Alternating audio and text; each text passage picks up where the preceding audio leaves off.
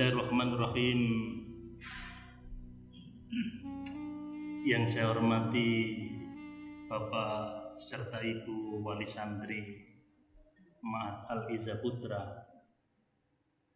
segenap tim direksi, para guru dan para pengasuh, ustadz dan ustadzah.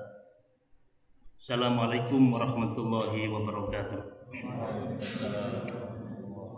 Alhamdulillah alladzi arsala rasulahu bil huda wa dinil haqq liyudhhirahu 'alad dini kullih wa kafa billahi shahida. Asyhadu an la ilaha illallah wahdahu la syarikalah wa asyhadu anna Muhammadan 'abduhu wa rasuluh. Allahumma shalli wa sallim wa barik ala Rasulillah Muhammad wa ala alihi wa ashabihi wa man tabi'ahu bi ihsanin ila yaumiddin. Qala Allah Ta'ala fi kitabihil karim, a'udzu billahi minasy syaithanir rajim. Inna 'aradna al-amanata 'ala as-samawati wal ardi wal jibal fa abaina ay yahmilnaha wasfaq minha wa hamalaha al-insan innahu kana zaluman jahula. Sadaqallahul adzim. Amma ba'd. Bapak serta Ibu Wali Santri yang saya hormati, segenap para pengasuh dan para guru yang dirahmati oleh Allah. Pagi hari ini sudah seharusnya kita semua bersyukur, berterima kasih atas karunia yang telah Allah limpahkan pada kita semua. Mengawali hari ini dalam keadaan sehat, dilanjutkan dengan sholat tahajud, disambung dengan sholat subuh, disempurnakan dengan membaca Al-Quran. Kita lanjutkan dengan aktivitas yang pada hari ini sesuai dengan agenda. Kita bersama-sama dengan wali santri untuk bersama-sama saling menguatkan agar kita tetap istiqomah di jalan kebenaran dan kita senantiasa menguatkan bersabar dalam menapaki perjalanan iman dan Islam. Bapak serta Ibu yang saya hormati, ustadz dan ustadzah yang dirahmati oleh Allah. Kita semua menyadari bahwa tugas yang sedang kita emban mendidik dan mengantarkan putra-putri kita, anak-anak didik kita dalam sebuah era kehidupan akhir zaman ini bukan pekerjaan yang sederhana, bukan pekerjaan yang gampang untuk bisa mewujudkan generasi yang soleh, generasi yang solihah. Dari pengalaman panjang kita semua menangani pendidikan anak-anak di era seperti ini, ketika kita ditantang dengan target-target untuk memenuhi standar dengan kelulusan secara akademik, alhamdulillah sampai dengan hari ini semuanya bisa kita capai lebih daripada target yang sudah ditetapkan dalam setiap tahun.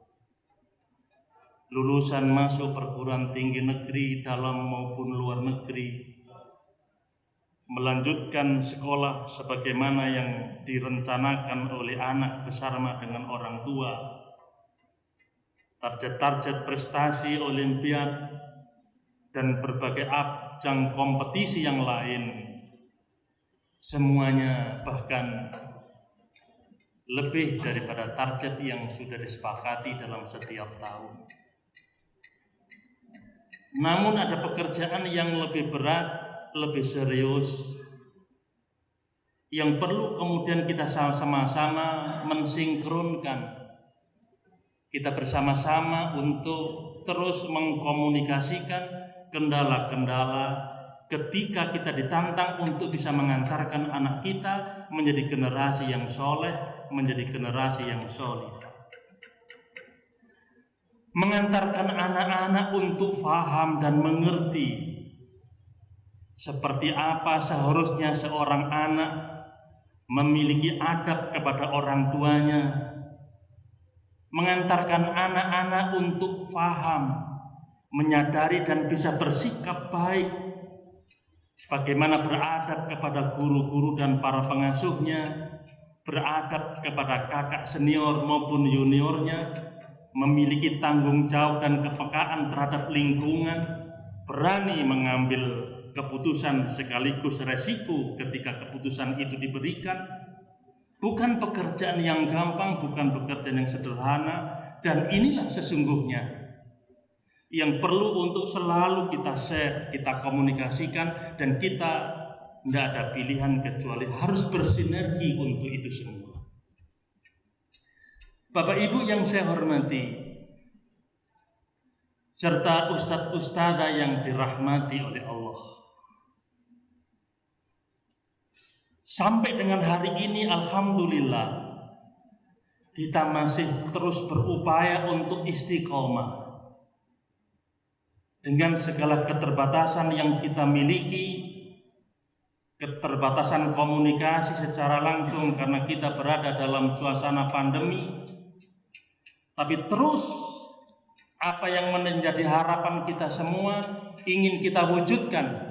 Walaupun kita menyadari dan merasakan kita pada posisi tertatih-tatih untuk itu semua.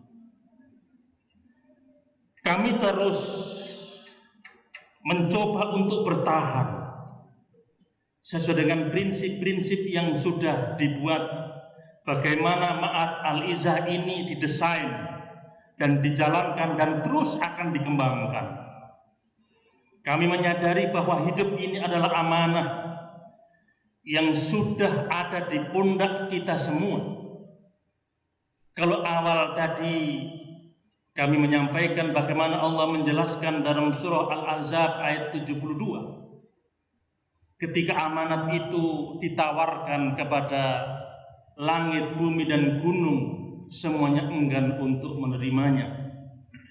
Namun di saat itulah manusia dengan segala keterbatasannya mencoba untuk mengambil amanat itu. Para mufasir mengatakan bahwa amanat itu setidaknya ada 3 hal.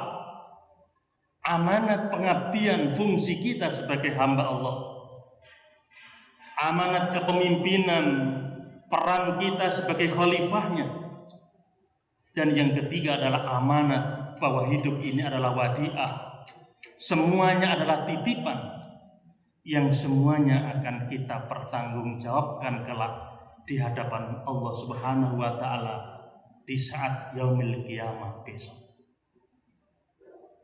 Menyadari bahwa hidup ini adalah amanah yang semuanya akan kita pertanggungjawabkan, maka mendorong kita semua untuk bekerja secara maksimal dengan misi pengabdian kita di hadapan Allah, dengan misi bagaimana kita tampil dengan peran mengatur, memanage semuanya ini agar berfungsi sebagai khalifahnya, yang semuanya itu sebagai guru, sebagai pengasuh, sebagai karyawan, sebagai orang tua, sebagai pimpinan apapun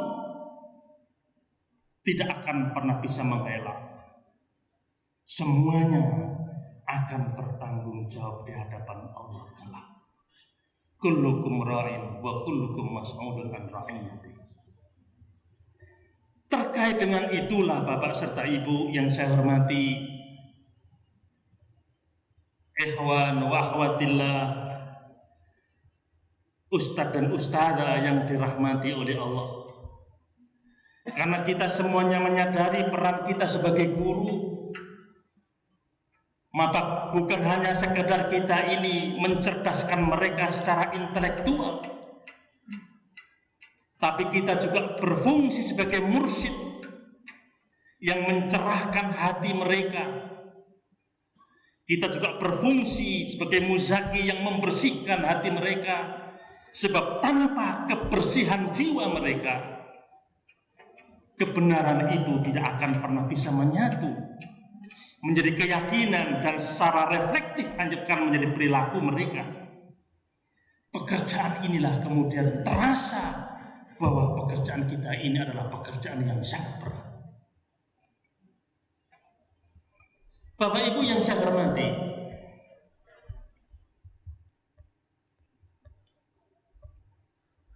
kalau kemudian kita kembali kepada Al-Quran,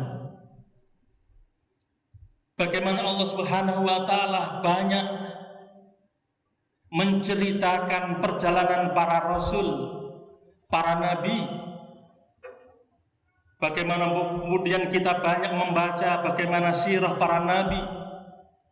Kita belajar dari perjalanan orang-orang yang memberikan pengaruh di zamannya. Setidaknya pendidikan dalam perspektif Al-Quran dijelaskan oleh Allah dalam surah Al-Jumu'ah ayat 2. Huwallazi ba'atha fil ummiyina rasulan minhum yatlu 'alaihim ayatihi wa yuzakkihim wa yu'allimuhumul kitaba wal hikmah wa in kanu min qablu lafi dhalalin mubin. Ada 3 proses menurut Al-Quran bagaimana kita mengantarkan anak-anak didik kita untuk memiliki kemampuan memikul amanah Allah. Sebagaimana yang disebutkan oleh Allah dalam surah tersebut di ayat 2. Yatlu 'alaihim ayati. Para rasul itu kepada umat mereka membacakan ayat-ayat Allah. Baik ayat-ayat kauniyah maupun ayat-ayat kauniyah.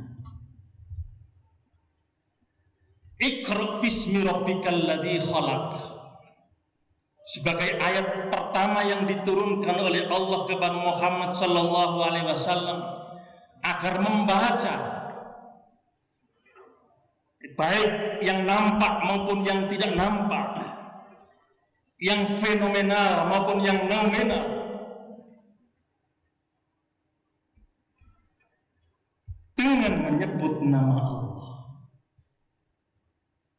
Membaca realitas ini menjadi sangat penting untuk munculnya sebuah kesadaran bahwa sesungguhnya semuanya berasal dari Allah dan akan kembali kepada Allah. Semua berasal dari Allah dan akan kita pertanggungjawabkan di hadapan Allah. Membaca realitas mengantarkan kita untuk memiliki kesadaran dan tanggung jawab, mengambil peran dan fungsi sebagai hamba sekaligus sebagai khalifahnya. Ketika kemungkaran demi kemungkaran terus merajalela, kemaksiatan terus berkembang, apa yang membuat kita untuk tidak terus bergerak dan berjuang? Apa yang membuat kita semua kemudian mandek berhenti ketika kita semua menyaksikan realitas kemaksiatan semakin merajalela? Kezaliman terjadi di mana-mana. Pembohongan publik selalu dilakukan oleh mereka. Realitas inilah yang kemudian kita hadirkan pada diri kita, kita hadirkan pada anak-anak kita agar mereka semua paham dan mengerti sehingga muncul tanggung jawab untuk mengambil peran sebagai wakil Allah, khalifahnya, maupun peran sebagai hamba Abdullah.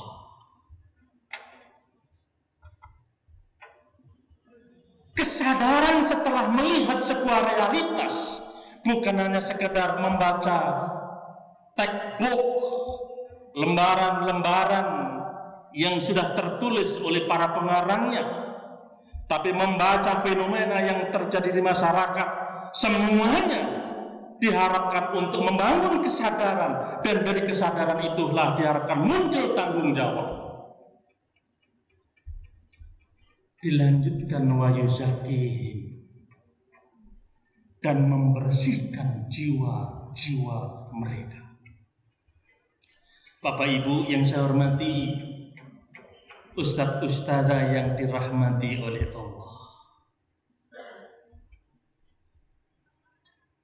wa yuzakihim bukan persoalan yang sederhana.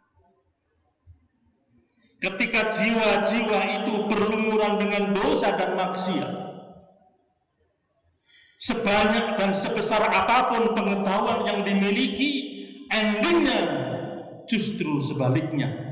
Sebuah persoalan yang paling dikhawatirkan oleh Al-Ghazali dalam kitab ilmu itu laksana pedang yang sangat tajam, bermata dua. Ketika pengetahuan itu dimiliki oleh orang-orang jahat, ketika pengetahuan itu dimiliki para pembohong, ketika pengetahuan dan ilmu itu dimiliki oleh para pendusta, maka kemaksiatan dan kemungkaran yang akan terjadi. Demikian pula sebaliknya. Karenanya kemampuan itu harus direndam dan dibersihkan dengan jiwa yang benar, dipegang oleh orang-orang yang berjiwa bersih. Dalam Al-Waqiah, Allah sendiri juga kembali menjelaskan, la yamassuhu illal mutahharun. Dia tidak akan pernah bisa menyentuh kekuatan yang telah disediakan oleh Allah itu kecuali orang-orang yang bersih. Bapak Ibu serta ustadz-ustadzah yang dirahmati oleh Allah, hanya oleh jiwa-jiwa yang bersih, kesadaran itu akan lahir karya-karya besar. Hanya oleh orang-orang yang jiwanya bersih, karya spektakuler itu akan bisa dihadirkan di tengah-tengah umat di zamannya. Apa yang dimiliki oleh Siti Hajar bersama dengan seorang bayi yang masih merah bernama Ismail, pengetahuan yang sangat terbatas, namun karena memiliki keyakinan, kebersihan jiwa, pengetahuan yang dia miliki dengan ketaatan itu melahirkan karya raksasa yang sampai hari ini dunia menjadi saksi atas kebenarannya. Air Zam-Zam begitu nikmat ketika kita meminumnya. Wa yu'allimuhumul kitaba wal hikmah. Baru kemudian dilanjutkan dengan kita memberikan pengajaran bagaimana proses takliman. Ketika kita membaca, ketika kita berproses untuk membersihkan jiwa, dan kemudian dilanjutkan dengan proses taklimah. Bapak serta ibu dan saudara-saudara sekalian, seperti itulah perjalanan para nabi, para rasul, mentarbiyah umatnya di zaman mereka. Bapak Ibu yang saya hormati, di saat yang sama kita sebagai orang tua, Allah Subhanahu wa taala mengingatkan dalam surah An-Nisa yang sering kali kita semua mendengarkan uraian dari ayat tersebut, wal yakhshal ladzina law taraku min khalfihim dzurriyyatan dhi'afa khafu 'alaihim falyattaqullah falyaqulu qawlan sadida. Dan hendaklah kalian semua takut kepada Allah sekiranya meninggalkan generasi keturunan yang lemah di belakang mereka. Dzurriyyatan dhi'afa, generasi yang lemah. Jauh-jauh Allah Subhanahu wa taala sudah menyampaikan kepada kita semua, mewanti-wanti kita sebagai orang tua agar jangan sampai kita semua meninggalkan generasi yang generasi yang lemah. Bukan hanya sekedar lemah ekonominya, bukan hanya sekedar lemah intelektualnya, lebih-lebih lemah mental dan semangat hidupnya. Karena sesungguhnya kefakiran dan kemiskinan itu berawal dari kefakiran dan kemiskinan mental. Ketika sudah tidak lagi memiliki semangat hidup, mudah putus asa, tidak lagi memiliki semangat untuk berjuang merubah nasib, disitulah sesungguhnya awal nasib seseorang dan sebuah bangsa. Di saat yang sama, kita semua bisa melihat bagaimana sejarah di saat Yakub hendak wafat. Apa pernyataan yang disampaikan oleh Yakub kepada putra-putra yang ada di sekelilingnya? Ma ta'buduna min ba'di. Apa yang akan kalian sembah sepeninggalku nanti? Bapak Ibu yang saya hormati, kita bisa membayangkan, terinspirasi bagaimana detik-detik penting ketika Yakub hendak wafat.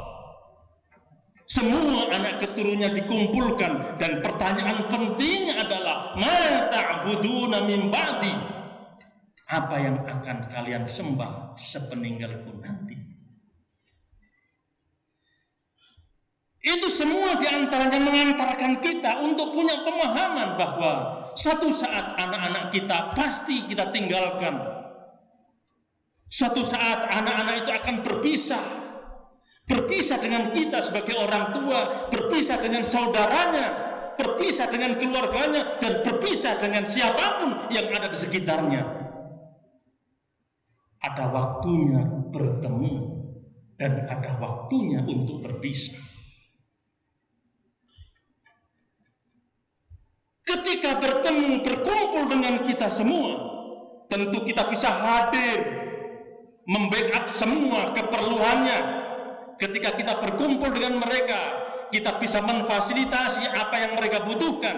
Ketika kita berkumpul, bertemu dengan mereka, kita bisa mengingatkan dan kita bisa mengarahkan.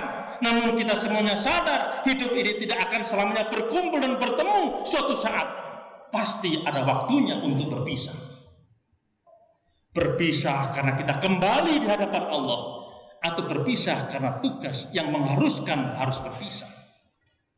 Saat itulah pertanyaan penting untuk kita hadirkan kepada kita semua. Ma ta'buduna min ba'di. Apakah anak-anak kita sanggup meneruskan cita-cita orang tuanya, semangat hidup yang telah dimiliki oleh orang tuanya, akidah dan keyakinan yang sudah tertancap pada mereka, atau justru sebaliknya? Bapak Ibu yang saya hormati, untuk itulah pertemuan pada pagi hari ini, karena keterbatasan maka lewat Zoom, harapan kita apa yang sedang terjadi, apa yang sedang kami lakukan, persoalan-persoalan apa yang sedang kami hadapi bersama anak-anak, setidaknya kita bisa saling sambung.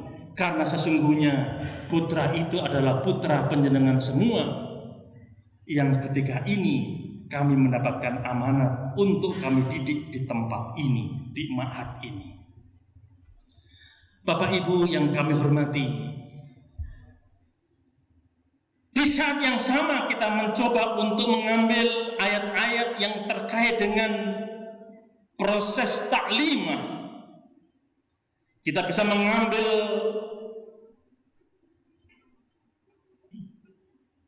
dan menemukan mutiara-mutiara penting bagaimana proses dalam sebuah pendidikan.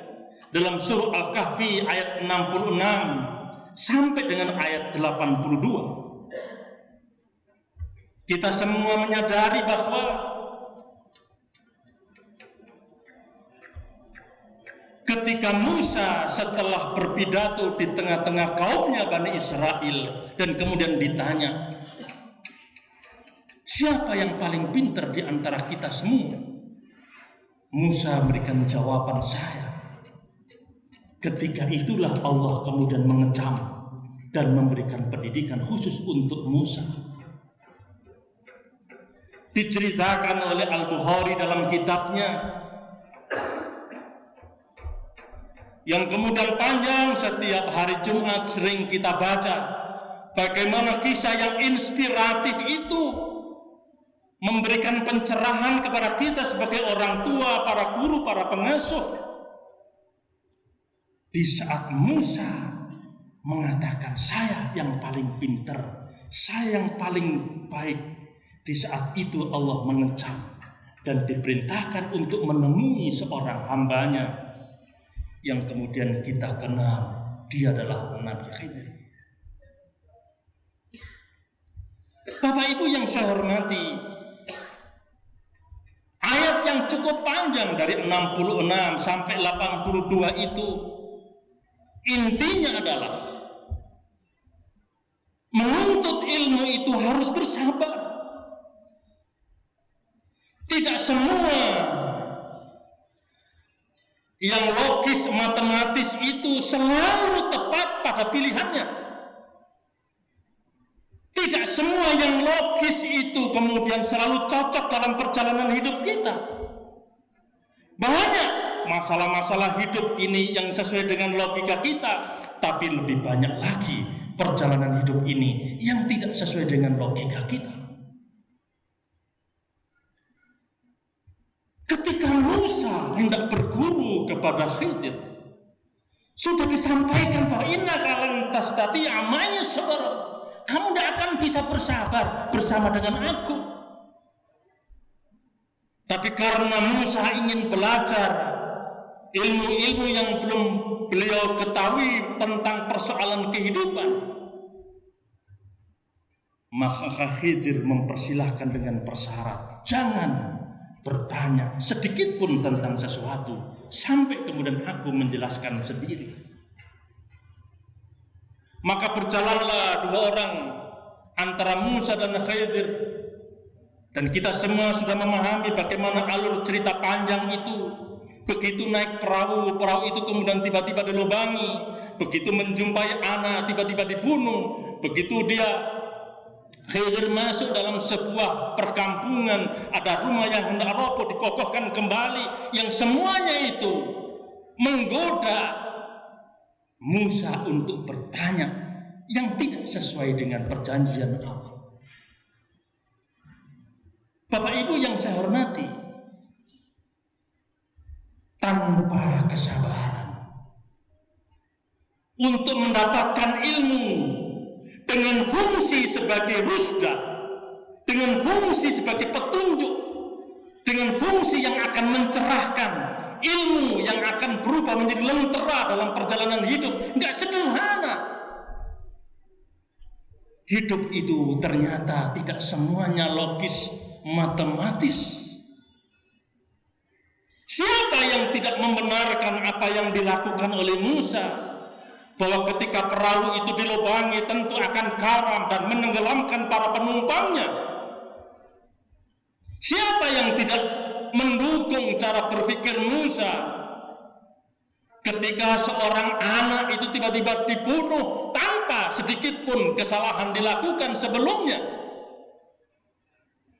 Siapa yang tidak membenarkan Musa ketika Khidir menegakkan kembali, memperbaiki rumah tanpa upah sedikit pun? Bapak Ibu yang saya hormati, saudara-saudara, para ustadz dan ustadzah yang dirahmati oleh Allah, ternyata sehebat apapun akal kita terbatas dan tidak mampu memahami persoalan hidup yang sesungguhnya. Hanya Allah yang tahu segala-galanya, dan orang-orang tertentu yang telah Allah karuniakan ilmu khusus di dalamnya. Ketika Musa berhadapan dengan persoalan-persoalan itu, lantas tadi amainya sabra, tidak sabar dengan semuanya itu. Subhanallah, Bapak Ibu yang saya hormati, di balik yang dilakukan oleh Khidir ternyata berpikir jauh, berpikir panjang. Sebab kalau perahu itu sampai melaju di pulau tempat sana, akan ditemukan pembajak yang akan menghancurkan perahu dan semua orang yang ada di dalamnya. Kenapa anak itu kemudian dibunuh? Karena bapak dan ibunya adalah seorang mukmin, sementara anak ini besok akan menjadi orang kafir yang akan mempengaruhi bapak dan ibunya. Kenapa rumah itu kemudian yang reot hampir roboh itu ditegakkan kembali? Karena di dalamnya ada harta dari seorang anak fakir. Khidir berpikir panjang, bukan berpikir yang logis matematis sesaat. Seperti itulah sesungguhnya seorang guru, seorang pengasuh, bagaimana orang tua di dalam mendidik dan mengantarkan putra-putri kita semua. Apalah yang akan terjadi ketika kita semua sebagai guru, sebagai pengasuh, sebagai orang tua yang selalu mengiyakan apa yang diinginkan oleh anak di saat anak tidak mengerti akibat daripada apa yang dia minta. Contoh sederhana, umpamanya di siang hari putranya Ustadz Aziz meminta bensin dan korek api, mengumpulkan kayu di sebelah apartemen di pojok yang sana, oleh ibunya diberikan.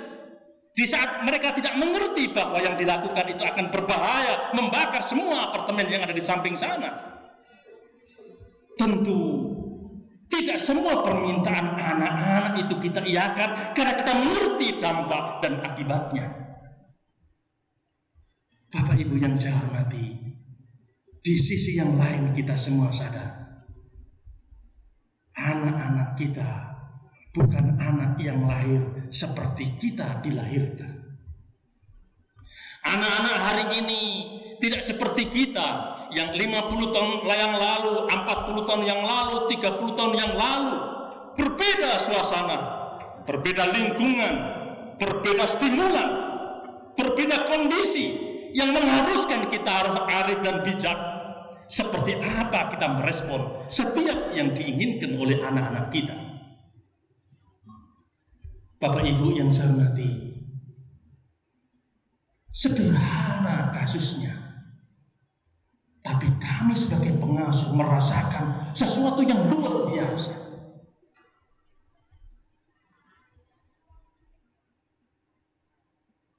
Satu minggu yang lalu, tiba-tiba pengasuh itu bergerombol berdiskusi tentang anak-anak kita, membicarakan bagaimana anak-anak yang sudah 1,5 tahun, 3 semester belajar by online, anak-anak yang di rumah, anak kelas 9 yang kemudian melanjutkan kelas SMA hampir 6 bulan di rumah, anak-anak kelas 7, anak-anak kelas 10 yang secara mental belum terbangun. Dari sisi kedewasaan mereka harus terus dijaga dan dirawat. Bapak Ibu yang saya hormati, luar biasa. Dampak dari 1,5 semester, dampak dari 3 semester, mereka belajar dengan online. Mereka tinggal di rumah, tidak berinteraksi secara langsung, tapi semuanya berinteraksi by online. Setelah online dengan segala keterbatasannya, ketika ibunya marah karena tidak bisa mengajarinya, ketika bapaknya sibuk tidak sempat lagi memeriksa apa yang dilakukan oleh anaknya. Sisa-sisa online dengan semua dampak aktivitas selepas pembelajaran kami merasakan di tempat ini.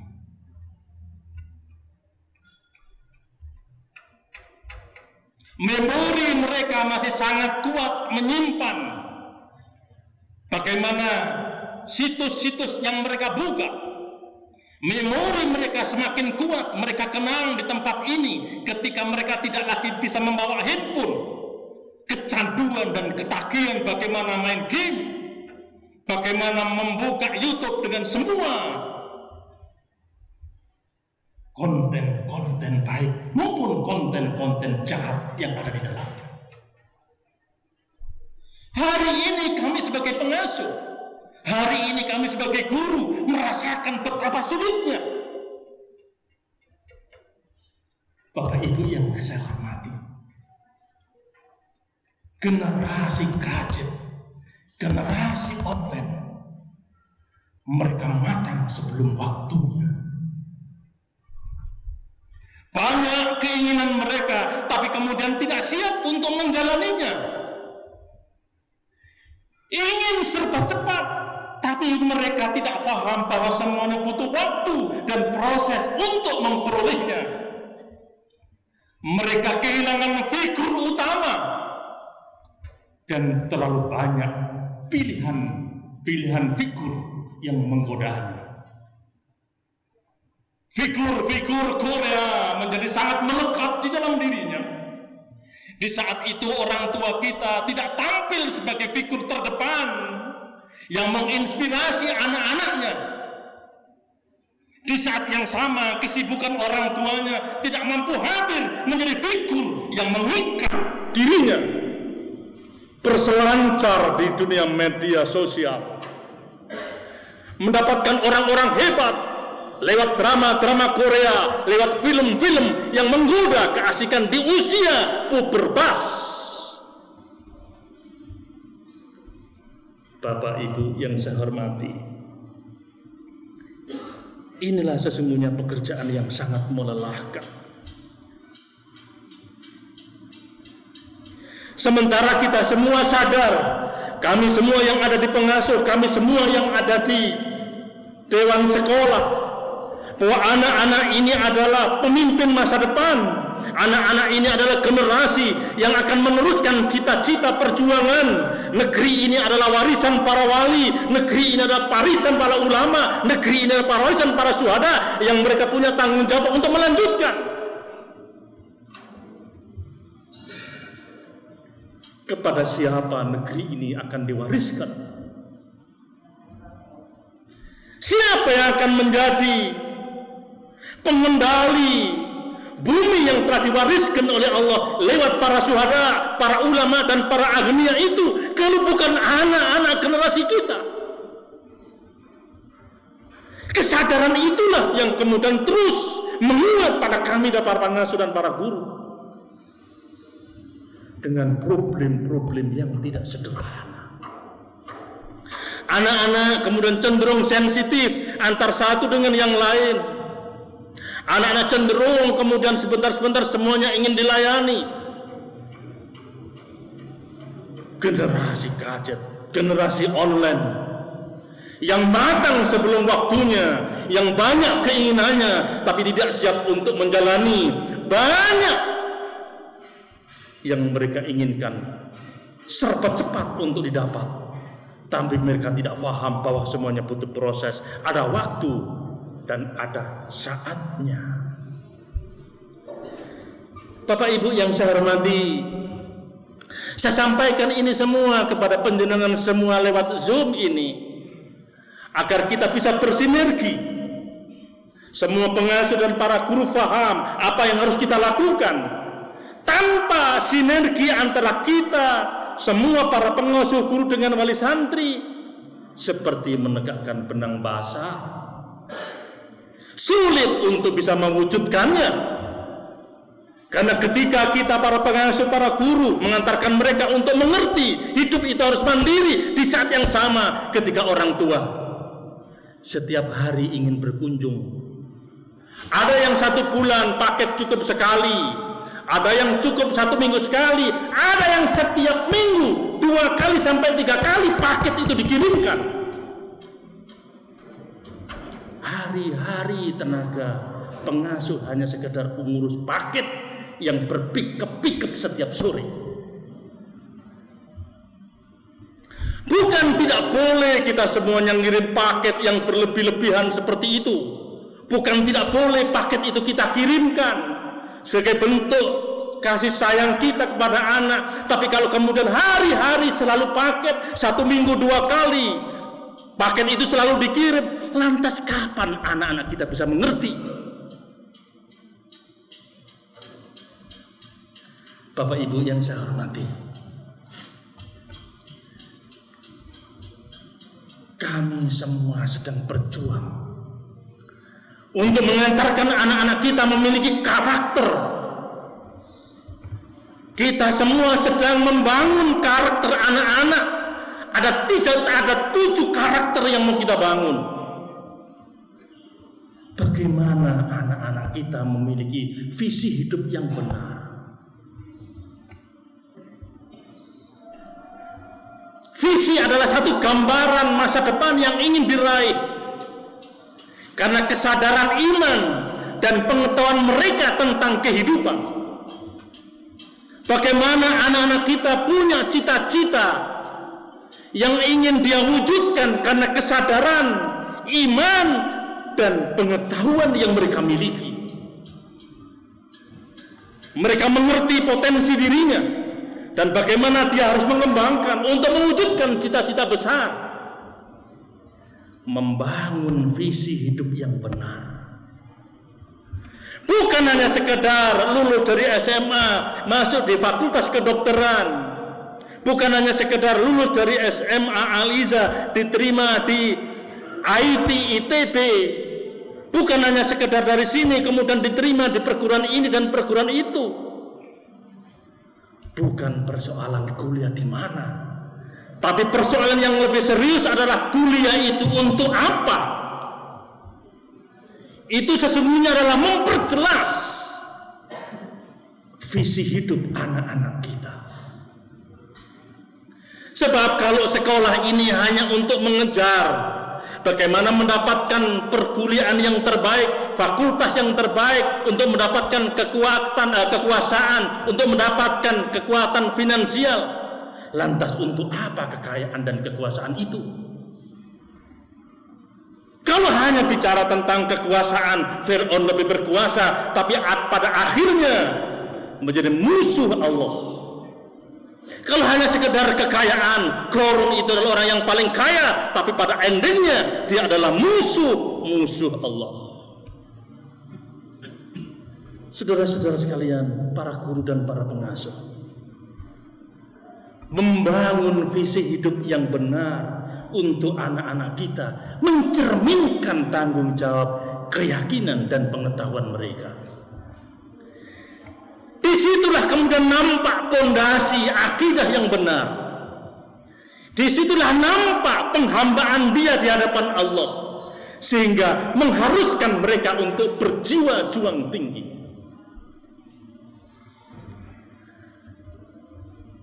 Semakin tinggi harapan yang ingin dia raih, maka semakin besar pula mujahadah yang dibutuhkan.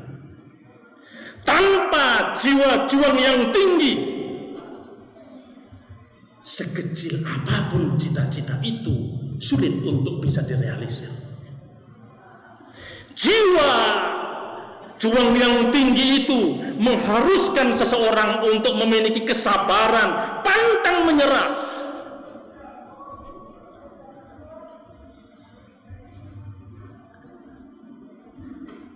Andaikan Ibnu Hajar Al-Asqalani itu kemudian tidak bersabar, kemudian menyerah karena hanya dengan untuk menghafalkan Al-Fatihah berminggu-minggu, berbulan-bulan tidak mampu, putus asa dan pulang. Di perjalanan dia menyaksikan bagaimana air itu menetes di atas batu keras dan berlubang.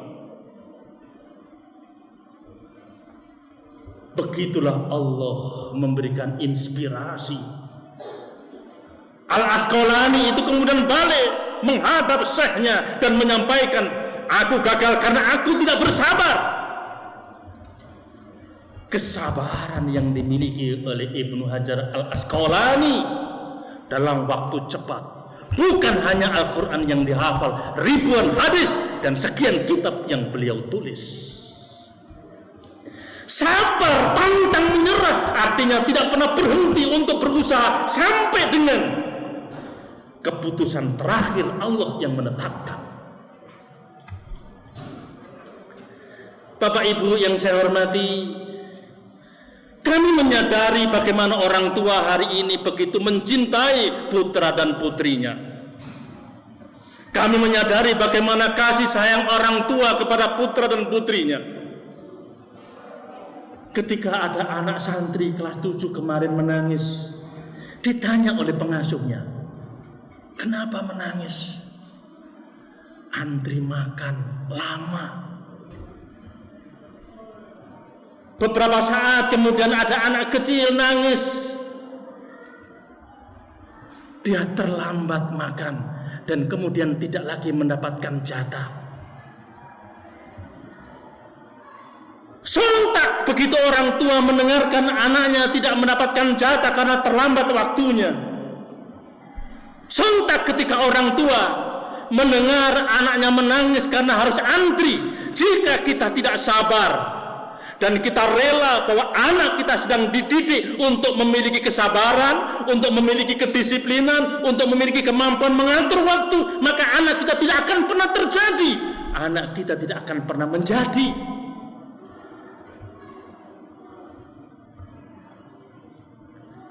Bertemu dengan anak menyenangkan karena itu adalah kebutuhan. Tapi kita harus sabar. Ada waktunya di saat anak kita sedang ditempa untuk memiliki kepribadian seperti yang kita sama-sama inginkan. Bagaimana kita membangun anak-anak kita akan memiliki karakter disiplin dan mandiri? Ketika seorang anak tiba-tiba murung di depan asrama, mau berangkat ke sekolah, sepatunya tinggal satu. "Kenapa kamu tidak berangkat?" "Pagi hari itu saya tegur." "Diem lama." "Sepatu saya tinggal satu." "Lah kemarin di mana?" "Saya letakkan di situ." "Kamu tidak meletakkan sepatu pada tempatnya. Ditendang sana, ditendang sini. Itu adalah konsekuensi kehidupan sosial. Itulah yang mengharuskan kamu disiplin, menempatkan sesuatu pada tempatnya. Itulah yang mengharuskan kamu bisa mengatur waktu agar tepat sesuai dengan waktu yang dijadwalkan. Kalau dalam kondisi seperti itu kemudian kita tidak bersabar menghadapi anak kita ketika anak kita murung, biarkanlah itu bagian daripada proses mengerti dan seperti apa seharusnya dia bersikap dan memanage dirinya. Bapak Ibu yang saya hormati, nggak mungkin sekecil apapun cita-cita hidup itu bisa diraih tanpa kedisiplinan dan tanpa kemandirian. Kita membayangkan jika kita semua dipanggil oleh Allah Subhanahu wa Ta'ala, berapapun warisan yang kita tinggalkan pada saatnya, ketika anak-anak ini tidak memiliki kemandirian hidup, semuanya dengan cepat akan hilang dan habis. Tapi ketika anak-anak kita ini memiliki kemandirian, seberapapun yang kita wariskan akan tumbuh berkembang karena dia sanggup berdiri di atas kaki secara mandiri. Anak-anak kita sedang kita bangun keberaniannya agar memiliki kemampuan bertanggung jawab. Mereka berani, sekaligus mereka harus bertanggung jawab. Jika mereka terlambat, konsekuensinya ini dan itu. Jika mereka melakukan ini, konsekuensinya ini dan itu. Itu bagian daripada pilihan-pilihan, dan setiap pilihan itu punya resiko. Anak-anak kita biasakan hidup sebuah pilihan sekaligus melekat tanggung jawab di dalamnya. Anak-anak kita coba terus kita stimulus agar kreativitas dan inovasi tumbuh berkembang. Dan pada endingnya anak-anak kita mengakhiri perjalanan hidupnya dengan ikhlas mengabdi. Karena pada endingnya adalah kita semuanya ini pasti meninggalkan apa yang kita miliki. Dan kita harus ikhlas untuk mengabdikan semua yang kita miliki untuk kebenaran yang telah Allah berikan pada kita semua. Bapak Ibu dan saudara-saudara, para guru dan para pengasuh, membangun visi hidup yang benar, mengantarkan mereka untuk memiliki jiwa juang yang tinggi. Sampai dengan hari ini Pak, belum bisa mengalahkan anak-anak kelas 12 IIBS.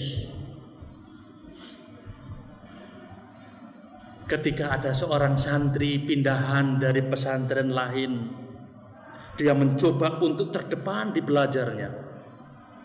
Batal isya belajar, jam 3 sebelum sholat subuh. Sebelum subuh dia sudah sholat lail, dia kemudian membaca buku. Besok harinya dia masuk musola, ternyata kakak-kakaknya sudah belajar lebih dulu.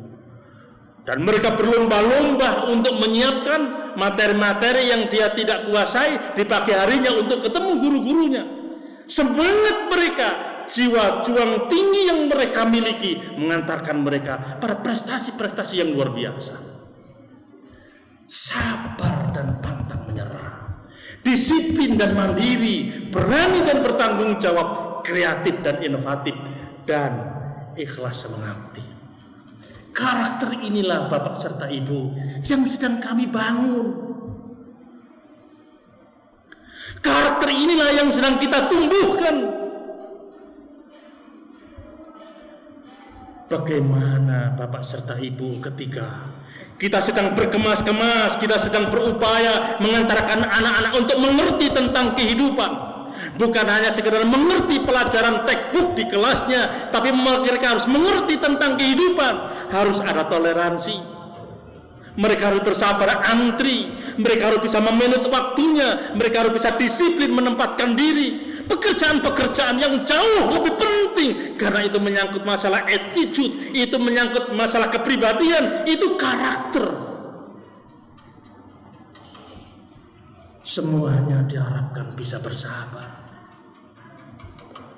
Bapak Ibu, lantas kemudian apa yang harus kita lakukan? Di tengah-tengah kondisi pandemi yang seperti ini, di tengah-tengah hegemoni teknologi yang begitu canggih, dengan konten-konten yang begitu menggoda untuk anak-anak dengan usianya, maka pesantren adalah pilihan yang tepat untuk anak-anak kita. Namun semua pilihan ada konsekuensinya. Dengan diberangkatkan ke pesantren, maka seorang ibu, seorang ayah harus berpisah dengan putra dan putrinya. Disinilah pengorbanan bapak serta ibu, ongkos yang harus kita bayar untuk mengantarkan anak kita memiliki visi hidup yang benar, memiliki jiwa juang yang tinggi. Mereka sabar pantang menyerah, mereka disiplin dan mandiri, mereka berani dan bertanggung jawab. Ongkos yang harus kita bayar sebagai orang tua berpisah dengan putra dan putri yang tercinta. Sehingga tidak setiap Sabtu sore di halaman sana penuh mobil, setiap Ahad sepanjang hari penuh mobil orang tua sekedar mengintai, syukur-syukur bisa ketemu, syukur-syukur bisa mencium, syukur-syukur bisa bersalaman, syukur-syukur bisa berpelukan. Ketika itu yang terjadi, orang tua yang ada di Gorontalo, orang tua yang ada di Sumatera, orang tua yang di Irian Jaya menjadi masalah. Anak yang satu dengan sangat bangga ketemu sama orang tuanya, di saat yang sama anak-anak yang lain dia tertegun, tersipu, membayangkan bagaimana orang tuaku bisa datang seperti teman-teman yang dilihatnya. Inilah yang kadang-kadang memicu anak-anak itu kemudian membuli. Inilah yang kadang-kadang memicu anak-anak itu kemudian membuat masalah. Bapak serta Ibu yang saya hormati, pesantren adalah pilihan yang tepat untuk anak-anak kita. Namun semuanya tidak gratis. Untuk memperoleh generasi yang tangguh, kita harus membayar untuk berpisah dengan anak-anak itu.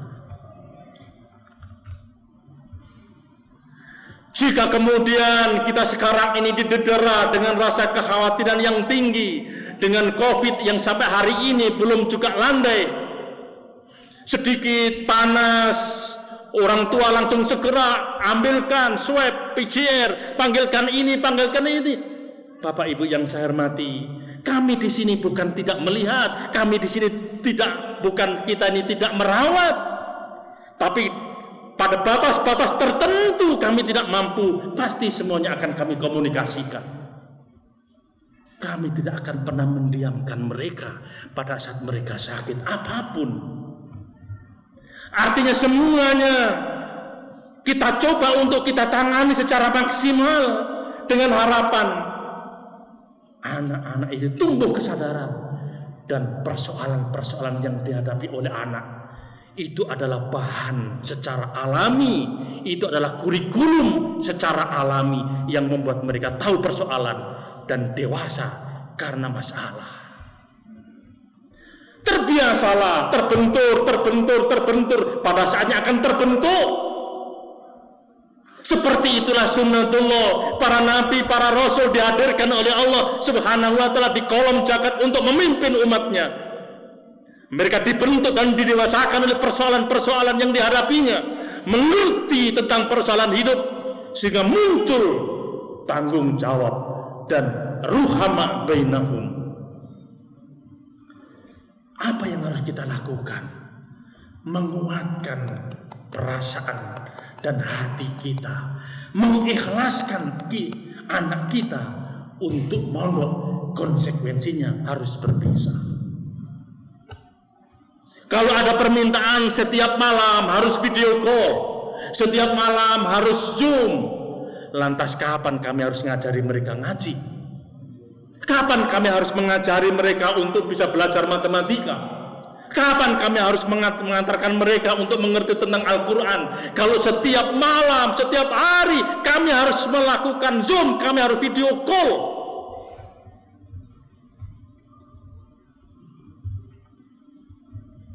Bapak Ibu yang saya hormati, selanjutnya kita butuh sinergi yang tinggi. Kita bersinergi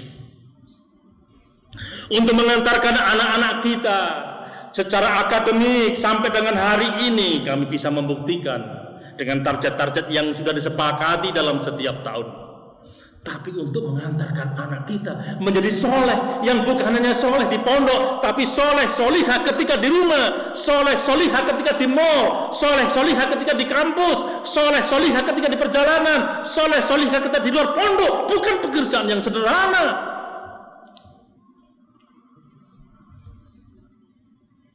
Soleh solihah bukan hanya di pondok, tapi soleh solihah ainama kuntum, dimanapun kalian berada.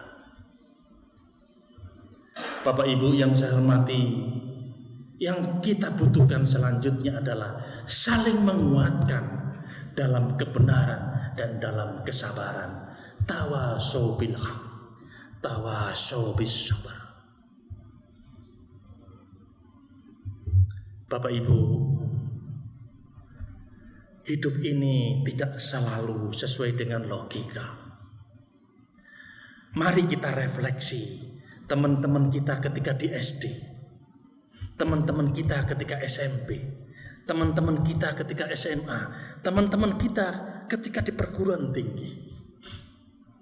Mereka yang paling pinter di SMA dulu ternyata hari ini tidak seperti dulu. Teman-teman kita yang biasa bahkan jadi masalah hari ini muncer. Teman-teman kita yang saat itu biasa-biasa tapi hari ini menjadi orang hebat yang berpengaruh.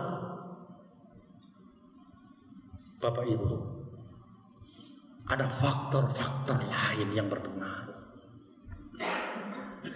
Untuk itulah kemudian kita saling menguatkan agar kita tetap konsisten dalam kebenaran, dan kita senantiasa saling menguatkan agar sabar dalam memikul amanat ini.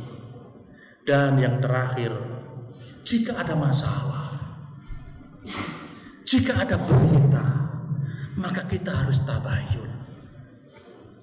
Karena memang kecenderungan masyarakat kita hari ini ketika ada info-info negatif lebih gurih.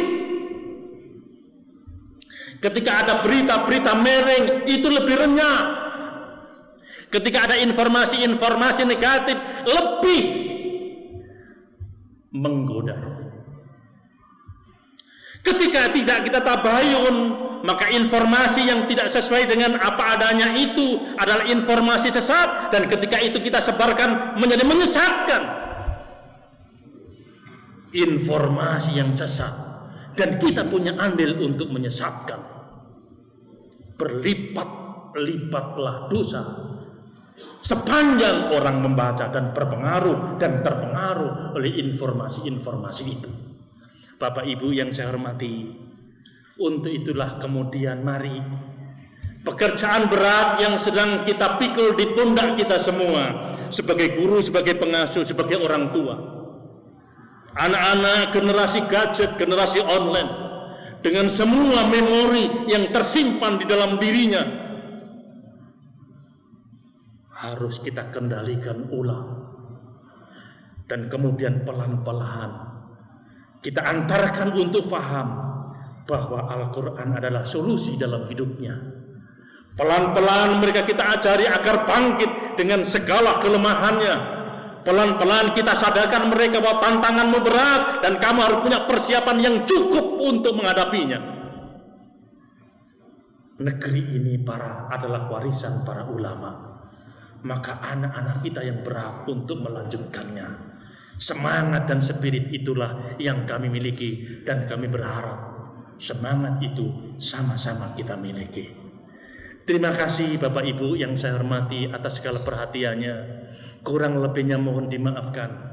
Dan semua para guru dan para pengasuh, mudah-mudahan kita tetap istiqomah dalam mengemban amanat ini. Insya Allah, Allah tidak akan pernah menutup mata, menutup telinga. Allah Subhanahu wa ta'ala maha mendengar, maha mengetahui, maha kaya, maha segala-galanya. Kebaikan yang kita berikan, Allah akan memberikan kebaikan lebih di masa depan kita bersama. Terima kasih, mudah-mudahan kita semua senantiasa istiqomah di jalan fi sabilillah. Hadanallahu wa iyyakum ajmain. Assalamualaikum warahmatullahi wabarakatuh.